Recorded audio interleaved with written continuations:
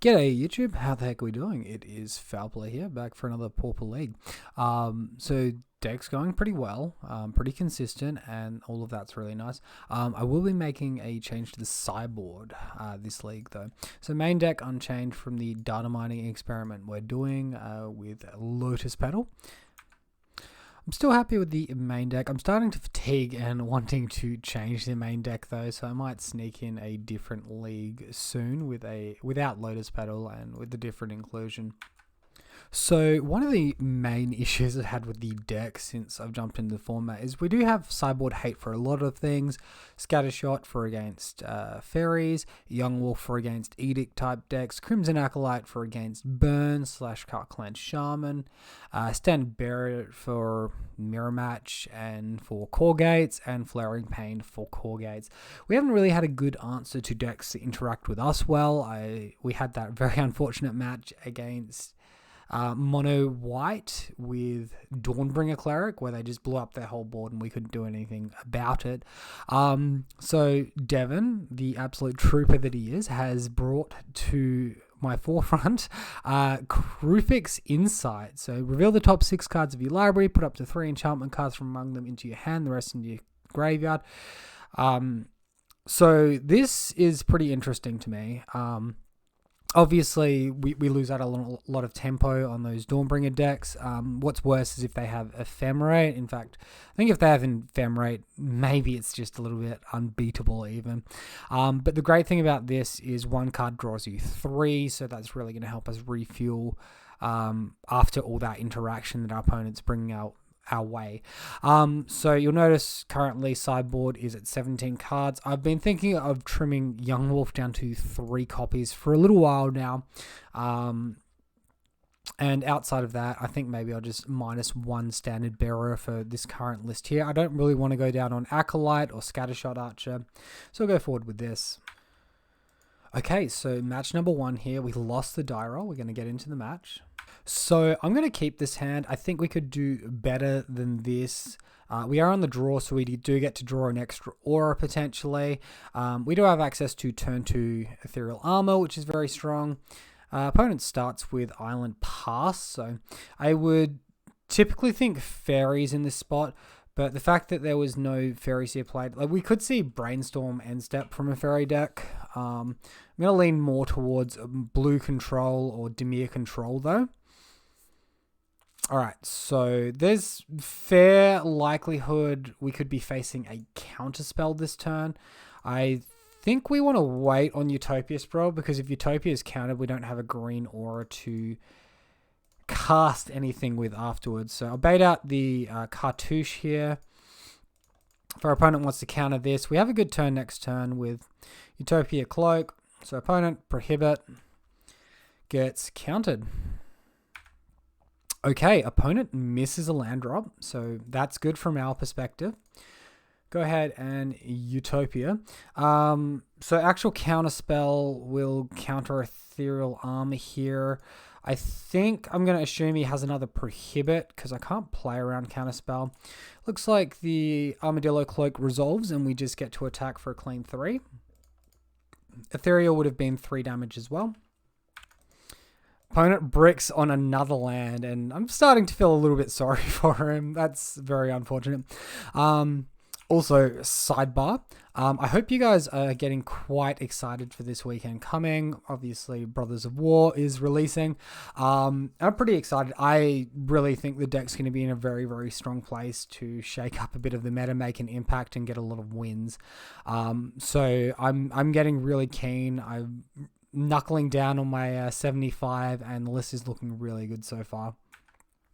If you want to stay around towards the end of the video, I'll give you guys a quick teaser on what I'm thinking, so look out for that one. And just to clarify, that teaser is for Modern, not Pauper. Okay, so I did have a quick look for a list here and couldn't find it. I'm just going to continue with the sideboarding. If you did find it useful, by the way, please consider liking, commenting, or subscribing for more. So mono blue decks can have Curfew. Curfew, 1 blue mana, instant speed. Each player unsummons a creature of their choosing. So that can be quite problematic. We do have Cartouche to help with that a little bit, but I think we want to bring in Young Wolf, maybe 2 copies instead of 3. We'll take out an Ancestral Mask, and I think after that, maybe minusing a Lotus Petal is fine. So let's get into it. Alright, so opponent mulligans to 6. We can keep this hand. It's could be a little bit awkward mana-wise. We do have 2 draws to try and hit our second land. That second land will give us a lot of tempo and almost make the match a guaranteed win. Opponent with Obscura Storefront. So ETB, search for a Plains, Island, or Swamp. When it goes for the island, we draw a second Armadillo Cloak. That's a bit too top end for what we want to be seeing at the moment. Alright, opponent with a second Storefront. So that's going to get sacked as well. Into Plains. Okay, is this just Familiars that we're versing? If it's Familiars, we probably want our Flaring Pains from our sideboard. We untap. We brick on land. That's annoying. All right, let's go ahead and Utopia Sprawl. We're not too far behind on tempo because our opponent spent the first couple of turns not doing too much. So opponent cycles Ash Barrens for Snow Island. Play Snow Island. Revoke existence on our artifact. Well, I mean, joke's a little bit on you, opponent. So finally drew the land. Turn 3. And this is going to be a pretty good one.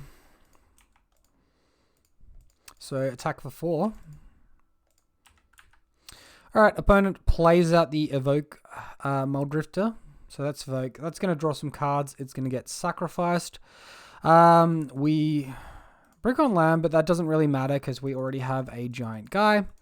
We have 3 mana developed thanks to Utopia. Going to attack for 7. Put our opponent to 10.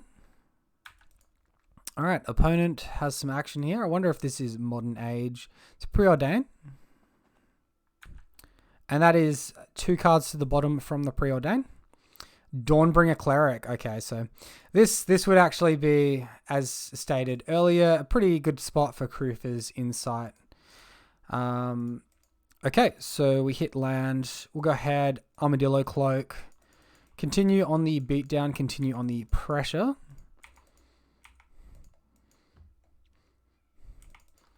A follow-up Dawnbringer or a Ephemerate would be really irritating here. But we are very far ahead. And opponent plays Ash Barrens. I've got an interesting little glitch here. It says opponent's turn, he played the Ash Barrens, and it says he played his own username. So that was a bit of an interesting one there. So I guess there's chance for Celestial Flare, chance for Counter Magic, Revoke Existence.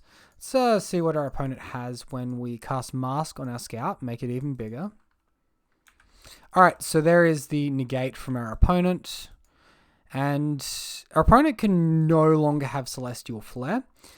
He does, however, have to block our Scout, losing his Dawnbringer Cleric. There could be a follow-up Ephemerate. We want to get this 2 side damage over, though. Destroy target enchantment. Okay, so Destroy Evil is being played now as well. This opponent can block here. We deal first strike. We effectively put our opponent to 1 health. Just because the Obscura Storefront can search swamps, I want to be a little bit hesitant about a board sweeper here. We could see Arms of Hadir, and obviously that would be bad. So I'm not going to empty this final Bogle. Alright, opponent. Sunscape Familiar, Sea Oracle. I believe they gain a life. No, that's not the card. Okay, 1 hand, 1 graveyard, and opponent concedes. So, surprising match against Familiars there, and opponent didn't offer too much in the means of interactions. I have a feeling like they had more of a medium hand, and we kept drawing good auras, so better lucky than good. Okay, so for those of you that are Modern enthusiasts as well, here's a quick little spoiler sneak peek on what I'm planning for this Saturday's video. So this is the basis core of the deck. It is currently 62 cards in the main deck. I have 3 in mind that I want to trim on. And I'm very, very excited for this. So the first thing you'll notice is no core Spirit Dancer. So I've been extremely impressed by Fluffy Paws the last couple of leagues, and I'm a really, really strong advocate for the card now. I think that it gets even better now that we have Audacity to call upon as well, though. So, firstly, from us getting to untap with it on turn 3 an attack perspective, having access to effectively one more Rancor in that sense is pretty exciting to me. Additionally, we can use it to search up auras that we want to transfer across onto our Bogle in a future turn if we expect it's going to get removed. So that's where we can search up our Sentinel's Eyes or our Rancor. At the point where you do the search, between you searching through your library and the effect resolving, your opponent can't interact. So from that point forward, that enchantment is on your creature and they can kill your creature afterwards, but it's not like they can be like, oh no, he's searching Alpha Authority, I'll kill in response, because that time had passed. So as soon as your opponent lets the trigger resolve, effectively the aura resolves onto Light Paws from that point forward. So we'll be able to search up things like Cartouche Protection. We'll be able to search up Griff's Boon, which we can get back from the grave for its activated cost of 4 mana. Sentinel's Eyes with Escape, as we said before, Rancor there, and Audacity with that draw effect. Now, I don't know, some people on some of the pages were looking at this as like a worse Rancor that's not going to fit into the deck. This is, in my opinion, 100% symbiotic. We want 4 Rancor, we want 4 Audacity. If we're playing green-white, that's what we're going to be doing. This is really exciting to me. Because post-board, let's say we're versing a deck like Amulet Titan, a deck that plays Force of Vigor into us. We now have access to not only Rancor that comes back from a Force of Vigor, but Audacity replaces itself, which is pretty massive. Even though we don't get the Audacity back, their Force of Vigor doing negative work is really, really good for us. I think we want the full playset of Sentinel's Eyes as well. And here's my rationale. We're not always going to be going in on Fluffy Paws on turn 3, or play it on turn 2, going on turn 3, or play it turn 3, put one aura down. A lot of the times, this is going to be our card that we're using to recover post-board wipe from. So if we have access to Rancor coming back to hand from the entering the graveyard trigger from the battlefield, we have access to Sentinel's Eyes escaping, which does trigger the Fluffy Paws search because it is a cast effect, and we have access to Audacity drawing us a card. This gives us a lot of reach post blowout, which the deck has never really had to this degree before. So that's really, really exciting to me. So the cards I'm considering to cut from the main deck. Last league, I had an issue with my mana where I needed to draw white mana, I think against the the Rakdos mid-range opponent.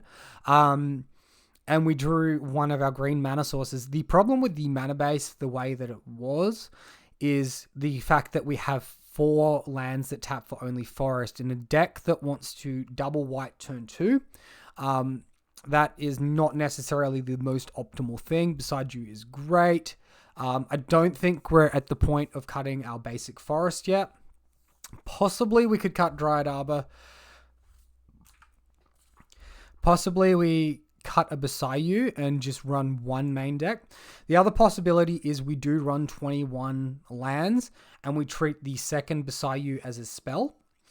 And so it's taking up a spell slot instead of a land slot, and then we still have good access to white. And I think that could be a reasonable consideration. Other cards I was thinking about cutting was the one of Spider Umbra. And one of the 4 Sentinel's Eyes. I'm reluctant on Sentinel's Eyes though. Mostly because I want to have as many copies of it as possible to escape, to rebuild onto Fluffy Paws, should that situation arise, I guess one weakness between Floofy Paws and Sentinel's Eyes versus Core Spirit Dancer's Sentinel's Eyes is in face of Chalice of the Void. You'll get the draw trigger from Sentinel's Eyes off the cast, where Floofy Paws is off resolution. So this specific combination of 2 cards is worse into Chalice of the Void. As for the sideboard here, I sort of, after a comment from Jay Van, he also saw very little sense in one of Rest in Peace in the sideboard and recommended I go up to the 4 copies of Deafening Silence. Obviously good into Cascade decks that want to cascade into Living End or Rhinos. The rest of it is self-explanatory. Leyline for black decks, Force of Vigor for Hammer Time, and for Amulet Titan. I guess if there's any affinity running out there as well. Gadok Teague for Tron, decks with Prismatic Ending, Indomitable Creativity. None of that can be cast because it's either above 4 or has an X in its cast. Also shuts off Leyline of Binding. It's not all free. Our opponents, like the control pile we versed 5th match last league, could have access to Prismari Command, 3 mana Teferi Bounce, and I think there's one other I was forgetting, but it's not always guaranteed to stick on the board, but it's still our best answer in a lot of scenarios. Okay, I've taken up enough of your time, guys. I hope you enjoyed that. Let me know what you think about the spoiler for this green-white Bogles deck post Brothers of War for modern format. I'm really, really excited about it, as I'm sure you could tell. I hope you're excited too. I'll see you guys Friday. Cheers for watching.